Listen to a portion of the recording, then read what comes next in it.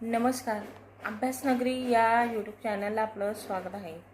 आज आपण T I T देणारे विद्यार्थी जे आहेत ते टी आय टी पास आहेत अशा विद्यार्थ्यांसाठी आपण आज परफॉर्मन्स तुमचं मेरिट कसं लागतं याबद्दल चर्चा करणार आहोत.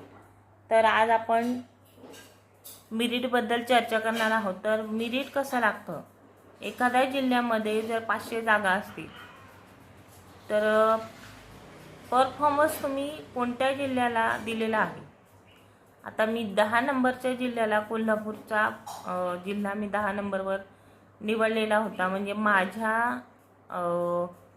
आधी जे मार्क आहे म्हणजे 90पर्यंत मेरिट हे इतर जिल्ह्यांमध्ये लागलं. इतर जिल्ह्यांमध्ये ते 90चा कट ऑफ गेला. म्हणजे 90पर्यंत जेवढे विद्यार्थी होते तेवढे इतर जिल्ह्यांमध्ये लागले. आणि 10 नंबरच्या जिल्ह्यामध्ये जेव्हा 89 शेवटचा आला, 90 90 90 मग 89 88 मग 87 असा नंबर आमचा 10 नंबरच्या जिल्ह्यामध्ये लागला. म्हणजे तुमचा कोर्स जर 130 असेल आणि तुम्ही जर जळगाव जिल्हा निवडला असेल, तुमचा जळगाव जिल्हा आहे आणि त्यामध्ये जर तुमचे जळगाव जिल्ह्याचे 130 मेरिटवाले विद्यार्थी नसतील, त्यापेक्षा कमी असतील, तर तुमचा आधी विचार केला जाईल आणि तुमच्या एजनुसार तुमची मेरिट लिस्ट लागते.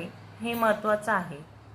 सारखे मार्क असतील तर ज्याचे एज जास्त त्याचा विचार पहिले केला जातो. त्यानंतर ज्याचे एज कमी आहे म्हणजे 90 तुमच्या मुलींमध्ये, आता मुलींची मेरिट वेगळी लागते असं काही नाही, मुलं मुली एकत्र लागतात. जर महिला आरक्षण असेल आणि महिला आरक्षणामध्ये तुम्ही एज जास्त आहे, 88ची जन्मतारीख जर कोणाची असेल तर त्या 88 जन्मतारखेच्या मुलीचा पहिला विचार केला जाईल. मग 92 सालात जन्म झालेल्या विद्यार्थिनीचा नंतर विचार केला जाईल. मार्क सेम असतील तर. मार्क कमी जास्त असतील तर मग ज्यांना जास्त मार्क आहेत, जरी तुम्हाला मार्क जास्त आहेत आणि तुमचं एज कमी आहे तर तसं पण तुम्हाला मेरिट लागतं. तर मेरिट लागण्यासाठी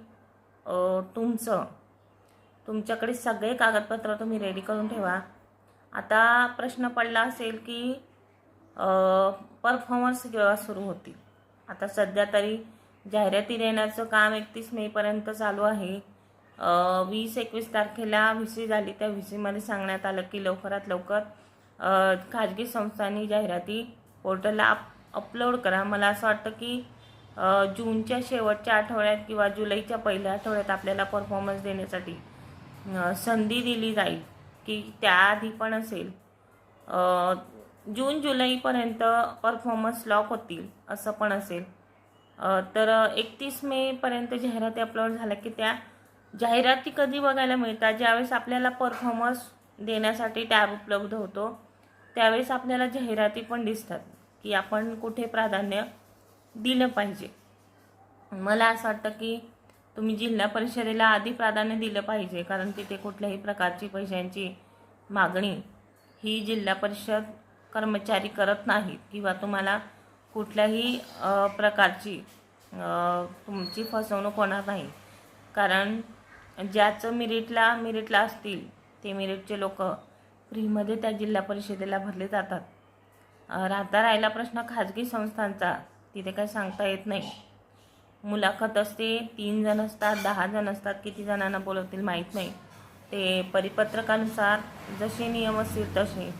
आणि एकदा मुलाखतीला जाण्याच्या आधी तुम्हाला जी काही नवीन नियमावली 2025-26ला दिलेली आहे ते नक्कीच वाचा. त्यामध्ये तुमचे टक्के, तुमचे मार्क, तुमचं जे काही A+, B+ आहे ते पण तिथे दिलेलं आहे. ते तुम्ही नक्कीच अभ्यासा. आणि परफॉर्मन्स कसा द्यायचा किंवा शिक्षक भरतीसाठी तुम्हाला कुठलीही अडचण असेल किंवा तुम्हाला कुठल्याही प्रकारचं मार्गदर्शन हवं असेल तर अभ्यासनगरी या यूट्यूब चॅनलला आपण मोफत असं मार्गदर्शन मी तुम्हाला करणार आहे. बघा, लोक सांगण्यासाठी पैसे घेतात की नेमकं परफॉर्मन्स कसे द्यायचे, कुठे द्यायचे. मला असं वाटतं की मुलाखतीकडे जाण्यापेक्षा आधी तुम्ही जिल्हा परिषदेला ट्राय करा. त्यानंतर महानगरपालिकेला पण काही जागा दिसतात, काही टॅब तुम्हाला उपलब्ध होतील. तर तुम्हाला जायचं असेल महानगरपालिकेला तर तुम्ही नक्कीच जाऊ शकतात, पण महानगरपालिकेचा पगार हा लवकर होतो किंवा नाही, पण जिल्हा परिषदेचा पगार हा वेळेवर होतो. आणि बघा, पुढे तुमचं शिक्षण सेवा कालावधी हा 1 ते 1.5 वर्षाचा होऊ शकतो, असं परिपत्रक निघेल अशी माहिती मिळालेली आहे. पण काय माहिती आता शासन काय निर्णय घेतो. तर व्हिडिओ आवडल्यास लाईक आणि सबस्क्राईब करायला विसरू नका. धन्यवाद.